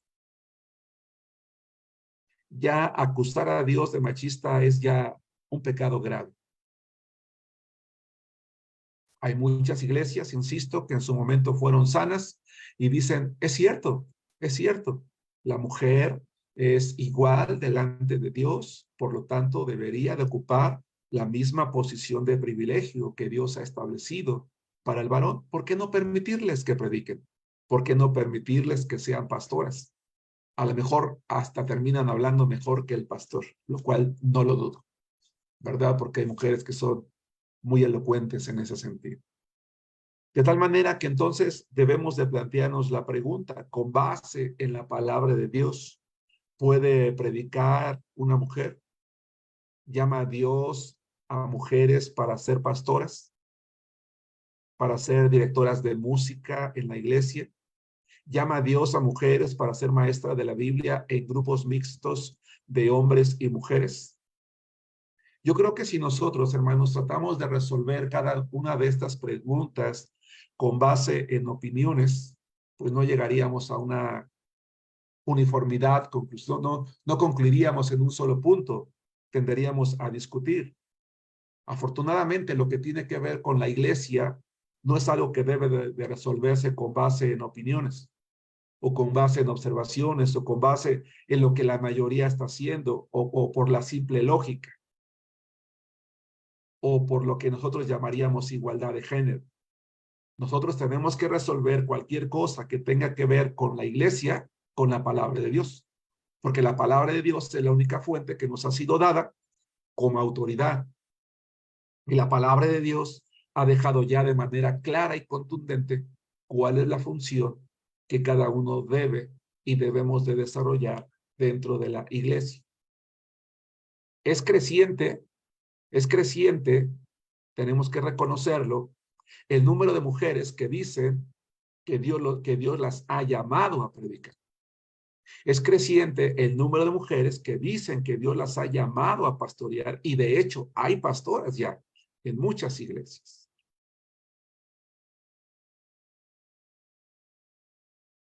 Y le preguntas, ¿por qué? Porque el Espíritu Santo me llamó. El problema está, hermanos, es que prácticamente todas las doctrinas falsas que hay en el mundo fueron establecidas con base en este mismo argumento. Dios me llamó, Dios me reveló, Dios me dijo, su Espíritu me dijo. Y entonces aquí entramos en un punto. Si bien es cierto, Dios utilizó a instrumentos humanos para escribir la Biblia, el verdadero autor es el Espíritu Santo. Es Dios a través de su Espíritu Santo. Y si el Espíritu Santo dictó la Biblia y los santos hombres de Dios escribieron la Biblia siendo inspirados por el Espíritu Santo, y el Espíritu Santo manda, como vamos a ver nosotros claramente en la Biblia, que la responsabilidad, más que el privilegio, la responsabilidad de pastorear a la iglesia y de predicar en el púlpito, aun cuando no se sea pastor, es una tarea que se ejerce por varones, como el mismo Espíritu Santo contradeciría su propia palabra, llamando a quienes él ha dicho y ha dejado por escrito que no lo pueden hacer. No sé si me explico. Si una dama dice, es que Dios me llamó, el Espíritu me llamó, bueno, pues es que el Espíritu supervisó la Biblia. Y allí dice que no. ¿Cómo se puede contradecir? Y si se contradice en eso, ¿en qué otra cosa realmente entonces no es ley la Biblia? Si la Biblia deja de ser ley en una cosa, no lo puede ser en todo lo demás. No sé si me explico en esto. Entonces, cualquier impulso que creamos o sintamos que proviene del Espíritu Santo debe de ser examinado a la luz de la palabra que el Espíritu Santo inspiró para que se escribiera y nos sirviera como regla de fe y práctica. Vamos a ver qué nos ordena la Biblia. Busquen la palabra de Dios en 1 Juan capítulo 4, versículo 1, por favor. Aquí me voy a ir con un poquito de calma. De hecho, no nos va a dar tiempo de terminar el tema hoy, así que lo vamos a dejar inconcluso, pero voy a tratar de avanzar lo más que sea posible, porque me interesa que quede claro, sobre todo, insisto, dado el crecimiento que hay numérico de mujeres que hoy están en los púlpitos predicando y pastoreando iglesias, con la excusa o con el argumento de que fueron llamadas por Dios y que además somos iguales ante sus ojos. Dice 1 Juan capítulo 4, versículo 1, amados, no crean a todo espíritu, sino prueben los espíritus si son de Dios, porque muchos falsos profetas han salido por el mundo. De tal manera que si una dama dice que el Espíritu de Dios la ha llamado a predicar, yo lo dudo, porque el Espíritu de Dios que dejó claridad de enseñanza en la Biblia, dice que no. Entonces, insisto, este asunto no puede ser resuelto de acuerdo a lo que alguien piensa, dice, opina. No hay un impulso que aparentemente venga de Dios si contradice su palabra. Es que yo siento que así debe de ser. Yo opino que así debe de ser. El Señor me reveló que así debe de ser. A ver, si contradice la palabra de Dios, no puede ser, no puede venir de Dios. Entonces, lo primero que vamos a dejar en claro en esta clase en la que estamos hablando de los oficiales de la iglesia y estamos dejando en claro que es un ministerio para varones, es que ninguna mujer debe de enseñar o usurpar la autoridad del varón. Dice la palabra de Dios, vayamos a 1 Timoteo capítulo 2, versículos 11 al 15, y vamos a ir poco a poquito desglosando este y algunos otros pasajes de la Biblia. Primera a Timoteo capítulo 2, versículo 11 al 15. Donde la palabra de Dios, hermanos, dice lo siguiente. La mujer aprenda en silencio con toda sujeción, porque no permito a la mujer enseñar ni ejercer dominio sobre el varón, sino estar en silencio. Porque Adán fue formado primero, después Eva. Y Adán no fue engañado, sino que la mujer, siendo engañada, incurrió en transgresión. Pero se salvará engendrando hijos si permaneciere en fe, amor y santificación con modestia. Lo que Pablo nos está diciendo aquí es muy claro.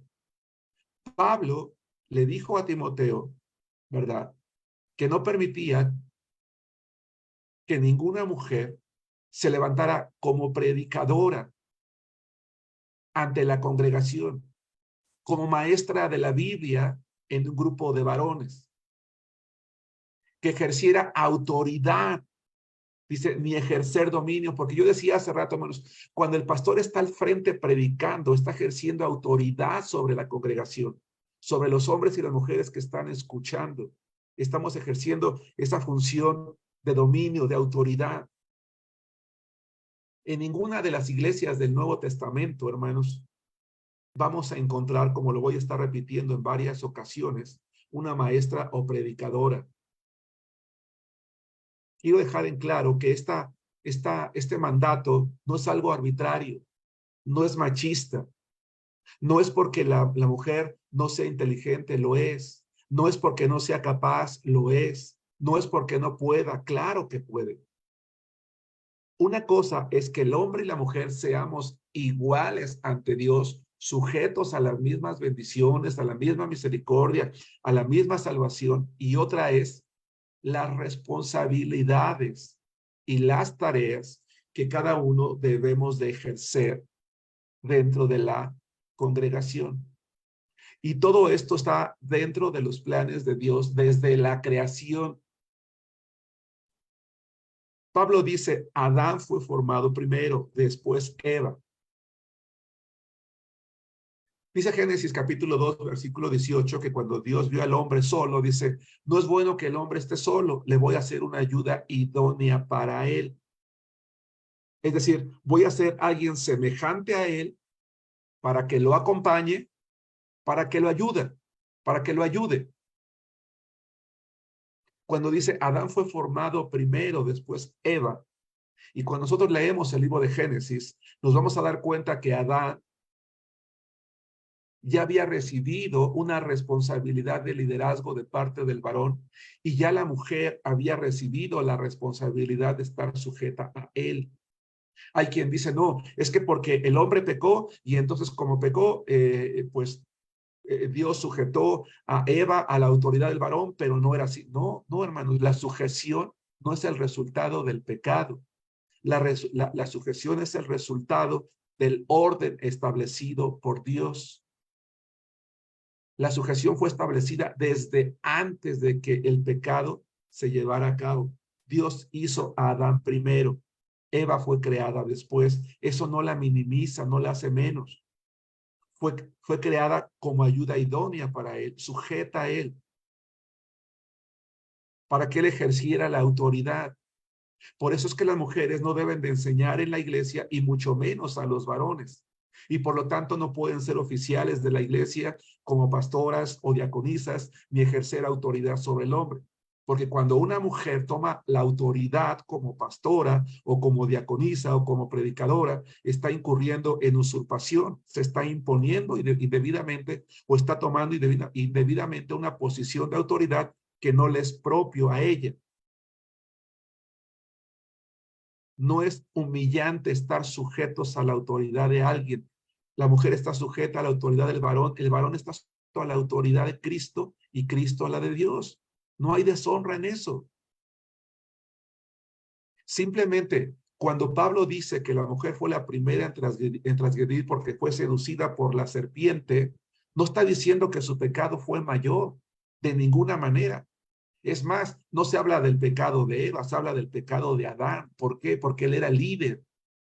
Él asume la responsabilidad.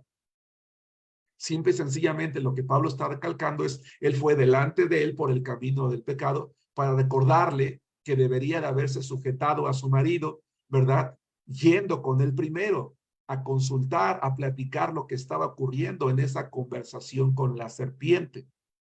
Así que allá en Génesis capítulo 3, versículo 16, cuando el Señor le está diciendo que su deseo será para su marido y él se enseñoreará de él, simplemente le está recordando que debe de vivir sujeta a la autoridad de él, la cual ya le había sido anunciada antes por Adán mismo.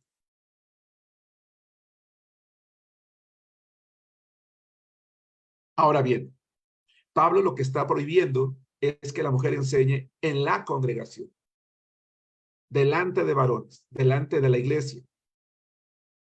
No significa que no puede enseñar a sus hijos en casa o que no puede enseñar a niños o en reunión de mujeres. Lo que está prohibiendo Pablo es en la congregación de la iglesia o ejercer autoridad sobre los varones, sobre los hombres. Por eso es importante, hermanos, que el pastor prepare personas. Por ejemplo, hay iglesias donde los maestros de jóvenes son mujeres.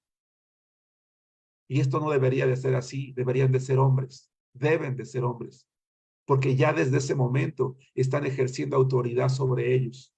En el mejor de los casos, un matrimonio, pero si es un matrimonio, es el varón el que debe de enseñar.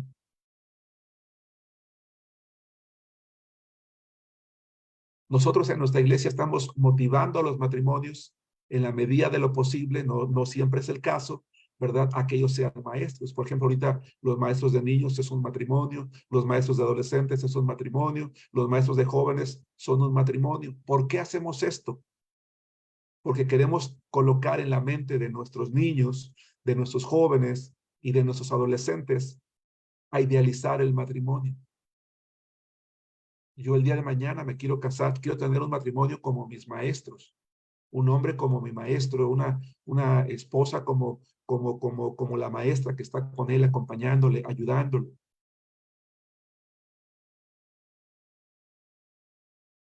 Casi siempre damos la responsabilidad de maestros a mujeres. No está mal cuando son niños, pero ya adolescentes y jóvenes deben de ser varones. Lamentablemente, en muchas congregaciones, los varones somos los más flojos, los más irresponsables, pero también algunas veces es porque los pastores no nos hemos preocupado en prepararlos, en capacitarlos. Nos es más fácil poner a quien simplemente levanta la mano en lugar de sentarnos a enseñarles. Ahora, en este pasaje que acabamos de leer, hermanos, en el versículo 5, está hablando de mujeres creyentes. Y dice, se salvará engendrando hijos. A ver, esa frase no está diciendo que la mujer se va a salvar de la salvación eterna siendo madre. No, por supuesto que no.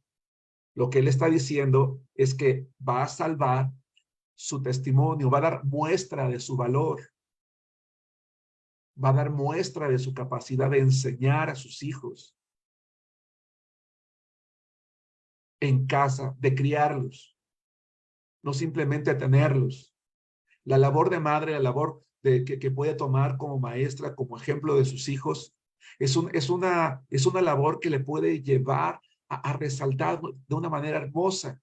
¿Qué pasó con Timoteo, con su madre, con su abuela Eloida y Eunice?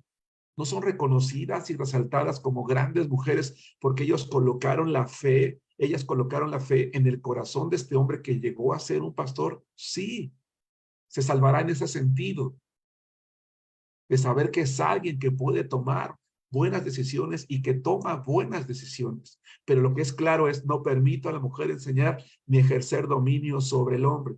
Y estar en silencio no significa que no puede hablar, no puede participar, no, que no puede enseñar públicamente. Está en silencio en la asamblea pública en el sentido de que no enseña como un oficial, como un predicador o como un pastor.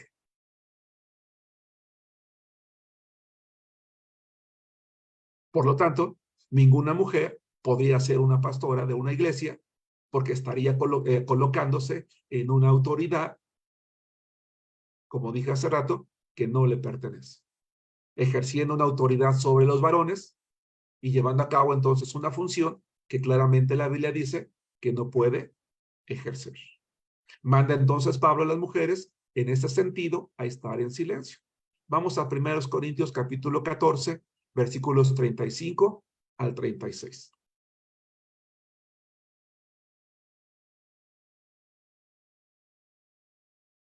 Primeros Corintios capítulo 14, versículos 35 al 36. Dice Giovanna, ¿qué pasa con las misioneras que no tienen esposo y tienen que enseñar? Es incorrecto, hermano, y predicar. Que tienen que enseñar, predicar, etcétera, a los inconversos y plantan iglesias y ellas les dan el seguimiento. Es incorrecto, hermana Giovanna. Una mujer puede apoyar un equipo misionero, pero ya no puede estar a cargo. Siempre debe de ser un varón. Y debe de ser un varón el que predica, el que enseña, el que da seguimiento a la congregación. Ella puede ser parte del equipo de trabajo, por supuesto que sí. Puede compartir el evangelio, por supuesto, esa es una orden para todos, hombres y mujeres. Pero no puede estar al frente predicando. Pero insisto, lamentablemente, esta es una realidad, hermana Giovanna, que está pasando en muchos lugares, porque los varones no están asumiendo la responsabilidad que les pertenece. Pero es un error de la iglesia, del pastor, que envía a una misionera a establecer una iglesia. Porque de entrada está ya enseñando incorrectamente a una congregación nueva de quién es la autoridad. Es algo que se debe de corregir, es incorrecto. Ok, muchas gracias, pastor. Sí. De verdad, hermanos, que antes de seguir la clase, aprovechando la pregunta de, perdón, Linda, discúlpame, es que me quedo con el título de Giovanna. Linda, tenemos que orar por nuestras iglesias, hermanos, y de verdad que yo les suplico, oremos por varones. Yo les comentaba a los adolescentes el fin de semana en la iglesia que van a entrar a la preparatoria, yo les decía, chicos, ya hay muchos ingenieros, hay muchos médicos, hay muchos maestros, hay muchos arquitectos, pero hay muy pocos pastores. Y yo los motivaba, estudia sus carreras, termina tu carrera, pero consagra al Señor, sea un pastor, sea un misionero. Hay, hay premio en ello, hay recompensa. Sé parte del ministerio del Señor. De verdad que cuando alguien se muera, ya su título se va a quedar, pero cuando servimos al Señor, hermanos, vamos a tener el privilegio de haber trabajado para Él. Tengo que reconocer con toda honestidad el gran número de hermosas mujeres que hay en nuestras congregaciones deseosas de trabajar. Pero insisto, lo que está faltando muchas veces es esos hombres que asumamos esa responsabilidad del trabajo, de ir. Y aunque no es una excusa, ¿verdad? De verdad que yo les suplico que asumamos eso, pero tampoco es una razón para hacer algo que la Biblia no nos enseña. Esas mujeres se quieren trabajar en la obra. Voy a decir algo y lo voy a decir con mucho cuidado, con mucho cuidado, sobre todo por los pastores que también son alumnos. Un día una alumna me preguntó, porque nuestro seminario hace mucho énfasis en las misiones, de hecho damos 4 semestres de misiones. Me decía, pastor, es que ni a mi iglesia ni a mi pastor le interesan las misiones. Punto. Pero yo quiero ser misionera. Ya hablé con él, ya le dije, ya la iglesia, y me dice que no, que no, que no. ¿Qué hago? Yo quiero predicar a Cristo, yo quiero servir a Cristo. Y yo me atreví a decirle algo que de otra manera no lo habría dicho nunca jamás. Le dije, ora por tu iglesia, ayuda por tu iglesia. Pastor, ya lo hice mucho tiempo. Habla con tu pastor, ya lo hice. Habla con la iglesia, ya lo hice. Le dije, entonces búscate una iglesia que tenga la visión. Pero tú no lo puedes hacer solo. Le dije, búscate una iglesia sana, de buena doctrina, que tenga la visión y allí trabaja. Y qué triste es pensar que esa iglesia pudo haber establecido una enseñanza de misiones y perdieron a ese elemento que tenía ese anhelo. Pero lo peor es que el pastor no tenía la visión de las misiones. Hermanos, entonces, ¿para qué es pastor? Yo no puedo entender que un pastor no tenga visión misionera. Entonces, ¿para qué es pastor? La única razón de existir de una iglesia es la obra misionera. No hay otra. Y no quiero meterme un balazo yo en el pie. Quizás por eso también algunas mujeres, insisto, o por ignorancia, o equivocadamente, o porque ya no les quedó de otra, están ejerciendo ministerios que no les corresponden. Pero, amadas hermanas, no es correcto.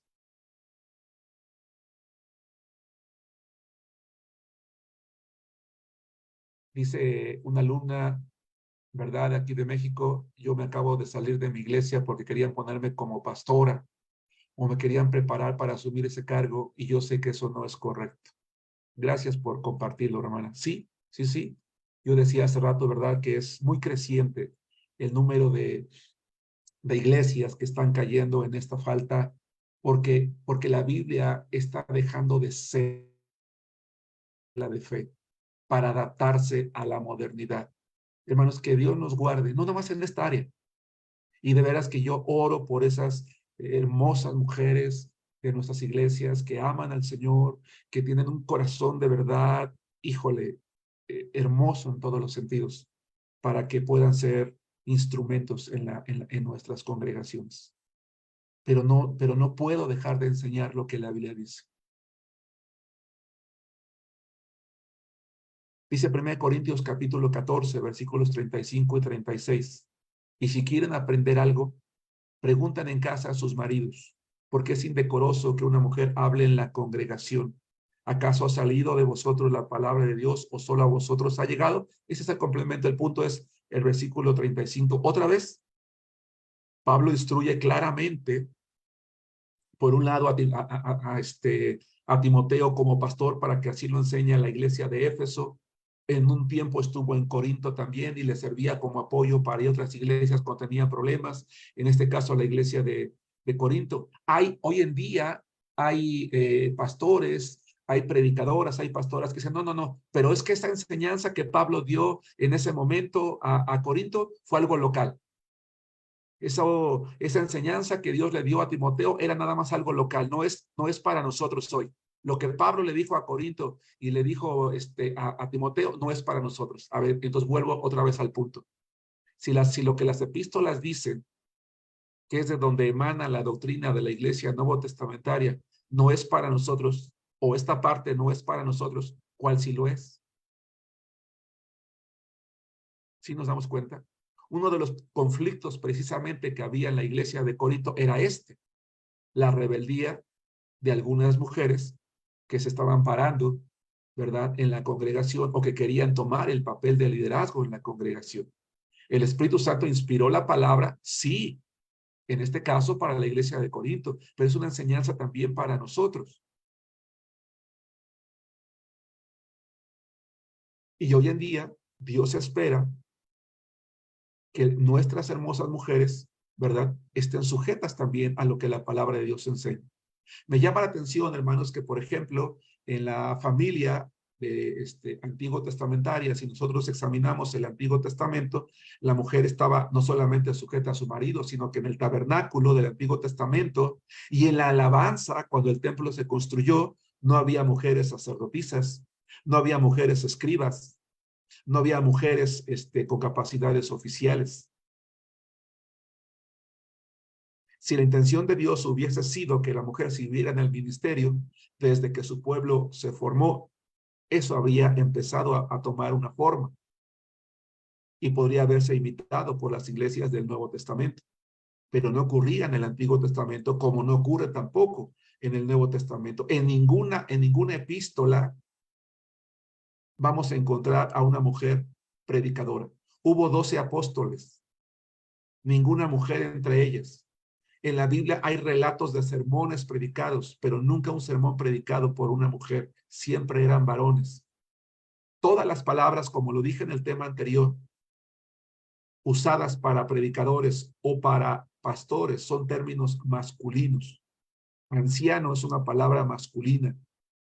Obispo es una palabra masculina. Pastor es una palabra masculina. Los atributos de liderazgo son masculinos. Todos los que se mencionan como maestros en el Nuevo Testamento eran hombres. Simplemente la característica de Pablo a Timoteo, el pastor, marido de una sola mujer.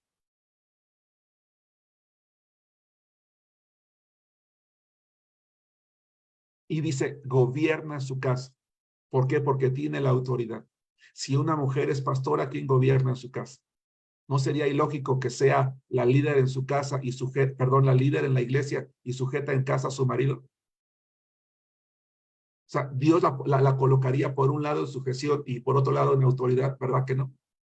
No. Simplemente hay congruencia, hay uniformidad.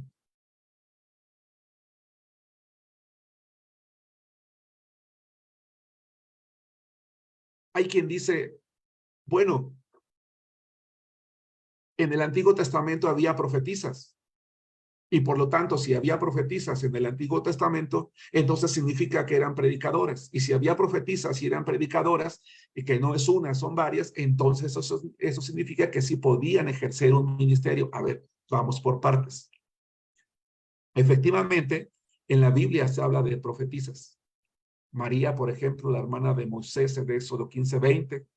Débora en Jueces capítulo 4, versículo 4.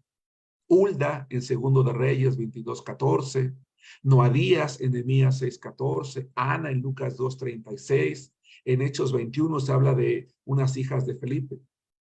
Pero a ver, vamos a entender qué es lo que la palabra de Dios está hablando a qué se refiere al referirse a estas damas como profetisas. En primer lugar, en ninguna parte de la escritura se dice que alguna de estas, esto es muy importante, en ninguna parte se dice que alguna de estas profetisas predicó por lo menos un sermón público. En ningún caso, en ningún caso. Nunca predicaron un sermón, ni privado, ni público, a nadie. Ninguna profetisa del Antiguo Testamento era predicador. Ninguna de ellas era maestra de la ley. Lo que la palabra de Dios enseña es que en algún momento dado, Dios en su gracia, algo les reveló a ellas. Nada más. Es más, en muy contados casos, es algo que compartieron a otros. No así los varones profetas, que recibían mensajes para predicarlos públicamente, para predicarlos al pueblo, para predicarlos a los reyes, para predicarlos a las provincias o para predicarlos al mundo. Eso sí es muy claro. Es más, podemos decir que en algún momento dado los profetas del Antiguo Testamento eran predicadores. Jeremías fue un gran predicador, Daniel fue un gran predicador, Ezequiel fue un gran predicador, aunque mayormente su tarea era la profecía, que era recibir de parte de Dios las revelaciones de lo que tenía que ver con su pueblo Israel, ya sea en el pasado o en el futuro. Pero las profetisas nunca predicaron, nunca, no hay un mensaje en ese sentido de ellas. Insisto, recibieron breves revelaciones y muchas veces o prácticamente todas únicas que probablemente compartieron con algún individuo, pero nunca fueron enviadas como los profetas a ninguna asamblea a exponerlo. Es más, la palabra profecía o cuando se les llama profetas, no necesariamente habla de alguien que está recibiendo algo para enseñar, sino algo para ellas. Y se reconoce que Dios se los hizo saber. Eso no está en tela de juicio. Vamos a ver un caso muy destacable, que es el caso de María, la hermana de Moisés. Dice la palabra de Dios en Éxodo capítulo 15, versículo 20. Y María la profetisa, hermana de Aarón, tomó un pandero en su mano, y todas las mujeres salieron en pos de ella con panderos y danzas. Y María les respondía: cantad a Jehová, porque en extremo se ha engrandecido, ha echado en el mar al caballo y al jinete. Aquí María, hermanos, si ustedes se dan cuenta, hermanas también, está ejerciendo una posición de liderazgo, vamos a llamarla así. ¿Pero sobre quién? Sobre las mujeres. Está guiando a un grupo de mujeres en el camino al desierto a alabar a Dios. Nada más. Pero no está tomando la función ni de líder del pueblo, ni de predicadora del pueblo, ni de revelar mensajes al pueblo, ni de dirigir al pueblo. Es más, cuando lo quiso hacer, porque sí hubo un momento en que María lo quiso, Dios la castigó con lepra. Vamos a ver lo que dice Números y con esto terminamos. Me fui un poquito rápido, voy a dar unos minutos para preguntas y respuestas para no dejar el tema trunco y que no y poder concluirlo. Insisto, en el primer caso la vemos sí teniendo una función de liderazgo guiando a las mujeres en alabanza. Eso no está mal. Hubo un momento en que ella sí deseó cierta posición de liderazgo y entonces Dios la castigó. Dice lo interesante, Números 12, 1, 2 y 9. No voy a leer toda la porción, apelo a que la conocemos. Dice: María y Aarón hablaron contra Moisés a causa de la mujer cusita que había tomado, porque él había tomado mujer cusita. Y dijeron: solamente por Moisés ha hablado Jehová. ¿No ha hablado también por nosotros? Y lo oyó Jehová. Entonces la ira de Jehová se encendió contra ellos y se fue. Hermanos, déjame decirles que en la escritura y particularmente en la cultura hebrea, lo tradicional es no mencionar nunca primero a una mujer, sino primero al hombre. Eso es lo común. Pero aquí ocurre algo que va en contra de lo que es cotidiano. Se menciona primero a María y después a Aarón. Dice María y Aarón. ¿Por qué? Dicen los estudiosos de la Biblia, hermanos, que como se suscita la historia, es probable que fue María la que sintió celos del liderazgo de su hermano. Ella también quería ocupar una posición de liderazgo en el pueblo e incitó a su hermano Aarón, quien salía con ella, y hablan en contra de Moisés. Hermanos, yo les decía hace rato, finalmente la posición de liderazgo y de pastor implica cierto poder, y espero que se tome en su justo juicio.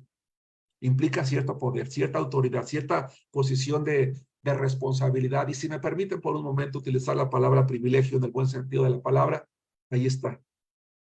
Y eso es lo que muchas veces las personas desean.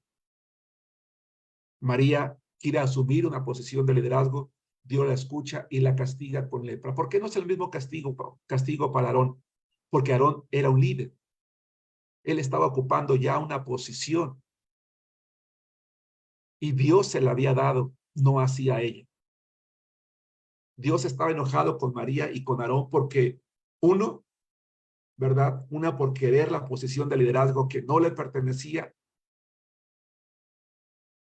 Aarón, como acabo de decir, él ya había sido asignado por Dios, se deja llevar por su hermana, ¿verdad? Es cierto, porque no tomamos mejor el liderazgo nosotros, pero él era un varón, él era un líder.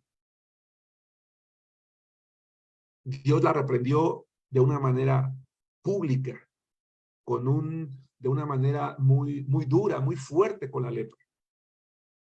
Tanto que Moisés tuvo que intervenir también a favor de él. Por querer tomar una posición que no le pertenecía a ella, que no era para ella. Entonces, en conclusión, hermanos, la responsabilidad de liderazgo en la iglesia pertenece al varón.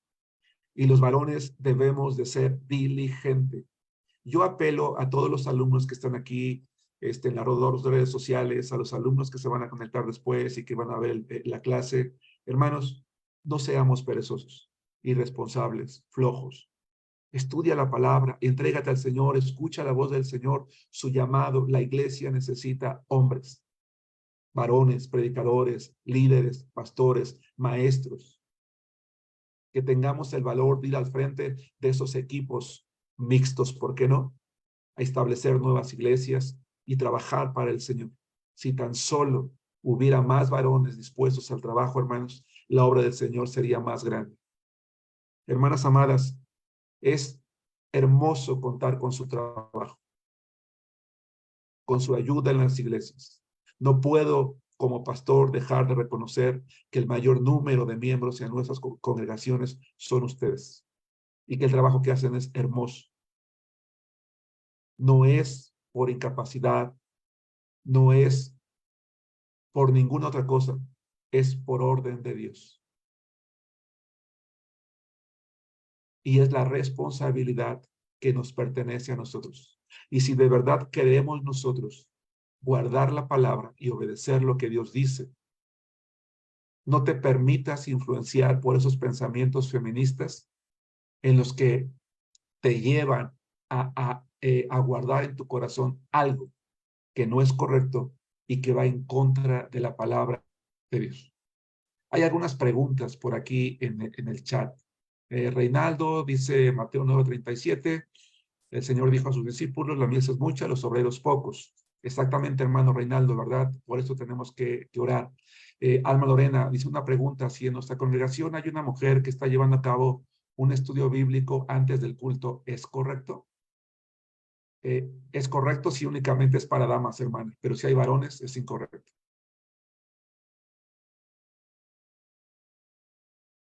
Porque como dije hace rato, una mujer no puede ejercer autoridad sobre los varones y se ejerce autoridad cuando se les enseña.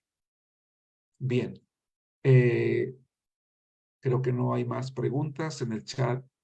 Déjenme checar este otro. Creo que en el chat de Zoom tampoco, me parece que tampoco hay. Pero bueno, hermanos, ¿hay alguna duda, alguna pregunta, algún comentario? Abran sus micrófonos. Ya nos pasamos un minuto, pero creo que podemos tomarnos 2 o 3, dado que empezamos como 5 minutos tarde, si ustedes me lo permiten. ¿Hay alguna duda, alguna pregunta, algún comentario?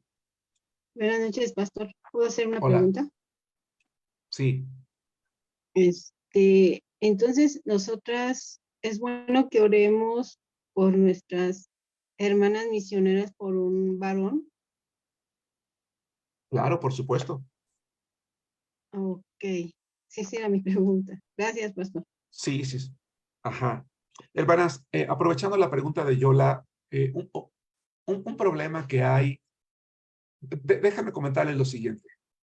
Hay un poco de riesgo en mandar mujeres solteras a la obra misionera, sobre todo si son señoritas que desean formar familias y casarse, porque si van a trabajar en una nueva obra, pues difícilmente van a encontrar una pareja, un hombre maduro.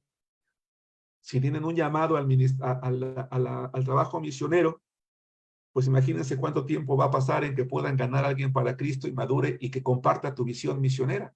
En el mejor de los casos, pues llegará a ser un buen cristiano, pero en el peor, y es lo que la experiencia nos ha enseñado, hermanos, es que lamentablemente muchas misioneras terminan casándose con hombres inconversos, porque pues pasa el tiempo y se dan cuenta que no hay creyentes y terminan casándose con hombres inconversos y terminan dejando el ministerio. En el mejor de los casos con nuevos creyentes, y digo en el mejor de los casos porque pues son nuevos creyentes que se ganan, dicen, bueno, pues ya es creyente, me caso, pero obviamente pues es un creyente inmaduro que no comparte el mismo llamado, el mismo testimonio, y eso termina limitando. Entonces, lo deseable es que antes que se vayan como misioneras, pues ya vayan, ¿verdad? Con pues, casadas. Y eso implica, pues, orar para que tengan un chico que comparta la visión. Aquí hay otra pregunta. ¿Una mujer puede dirigir la alabanza? No, si es delante de la congregación. Habitualmente, todas las responsabilidades públicas recaen sobre varones. Dirigir la alabanza, recoger las ofrendas, dar clase a un grupo, predicar o ser pastor. Son responsabilidades que tienen que se llevar a cabo por varones. Muy bien. ¿Alguna otra pregunta? ¿No? Muy bien. Si no hay ninguna otra pregunta, entonces, hermanos, vamos a hacer una oración para terminar la clase del día de hoy. Y si Dios nos da vida y lo permite, nos vemos la próxima semana. Repasen sus notas, estudien. Y si hay dudas o preguntas, por favor, planteen la siguiente clase. Vamos a inclinar nuestros rostros. Perdón, aquí ya hay un nuevo comentario.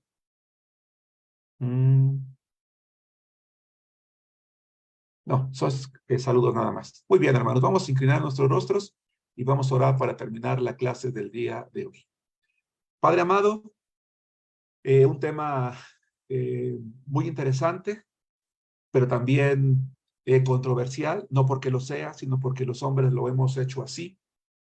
Te pedimos, Padre, que tu palabra siempre sea la autoridad máxima de nuestras iglesias y en nuestras vidas. Oramos por obreros para tu mis.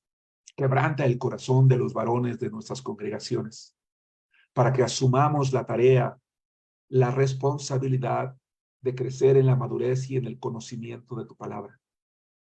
Que no tengamos temor en consagrar nuestras vidas, la diligencia a nuestros pastores para preparar predicadores y maestros. Muchas veces sufrimos teniendo que hacerlo todo, pero es preferible hacerlo nosotros todo a inducir a las mujeres, Señor, a hacer algo que va en contra de tu palabra. A veces hay pastores que dicen, es que los hombres no quieren trabajar, es que los hombres no quieren hacer y por eso lo hice. Señor, no permitas, porque no es esa una excusa para violar tu palabra. Da humildad al varón para ejercer el ministerio con humildad y mansedumbre sin perder su autoridad. Y da humildad a nuestras bellas mujeres también para sujetarse a ti, Padre Celestial, y úsalas para tu gloria, Padre Santo. Gracias, Señor, por tu palabra. Bendice a nuestras iglesias, nuestros ministerios, y gracias por lo que hemos aprendido el día de hoy o reafirmado en la clase de hoy. En el nombre de Cristo Jesús. Amén. Un abrazo para todos, hermanos. Que Dios les bendiga. Que descansen. Dios les bendiga a todos. Buenas noches. Bye. Dios los bendiga. Buenas noches, gracias. Buenas noches.